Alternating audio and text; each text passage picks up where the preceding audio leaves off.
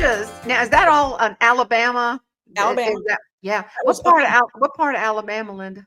Well, that was Hope Hall, which is outside Montgomery quite a ways. But my family, my people came from Crane Hill, which is outside Coleman, about 25 miles or so. Coleman. I've been to Coleman. I did an Alice Chalmers tractor show there when I used to work for Alice Chalmers. That was fun. Yeah, I've been to Coleman. I sure have. Well, I think it's probably big by now, but Crane Hill was the little small town. Okay, last story. Crane Hill. Well, it was tiny. There was a store, like a little store somewhere, and I think there was a post office. But it was just, and it was for me and Selma, it was a 1 mile walk to get to that little store, but it was worth it to get that candy bar. Well, apparently back in, the 1800s, there was only there a trading post.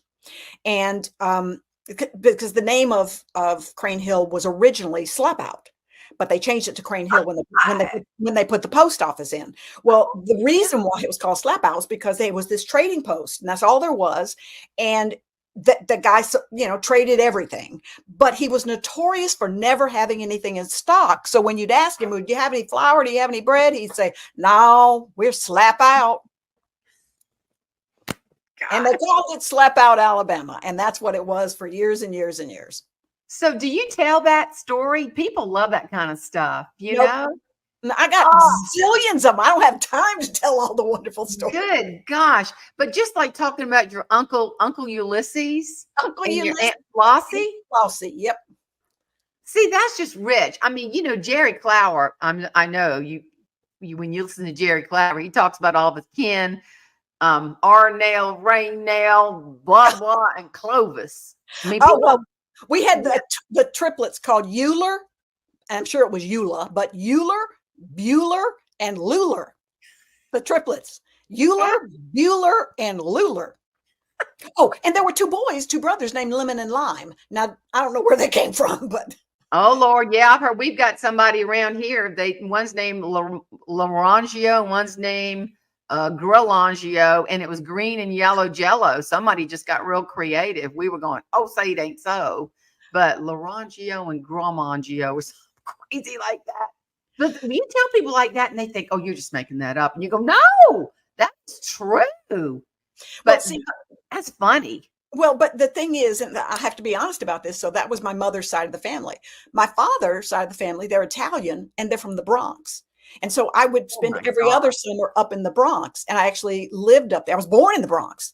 So I have all these loyalties to my Italian Bronx people who talk like this. You know what I mean? You have some coffee with your daughters at the, when your daughters and you do that.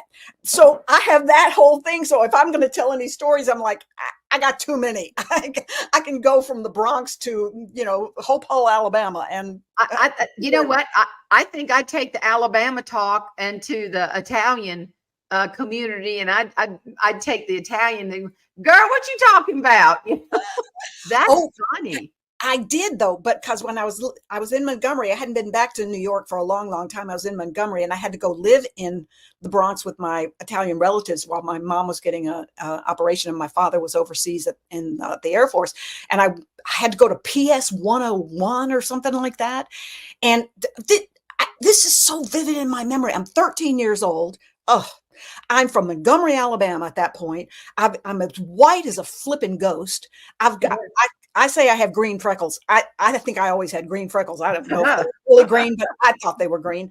And I went into this school in the Bronx where it was 99% Hispanic, Black, Puerto Rican.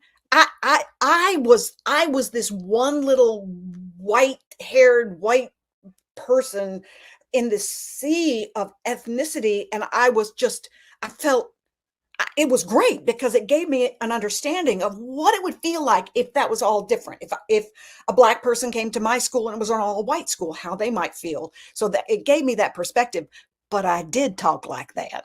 And oh my God. I know. And that was not really well received. Let me just tell you right now. Girl, speaking in tongues, what you doing? Lord have mercy.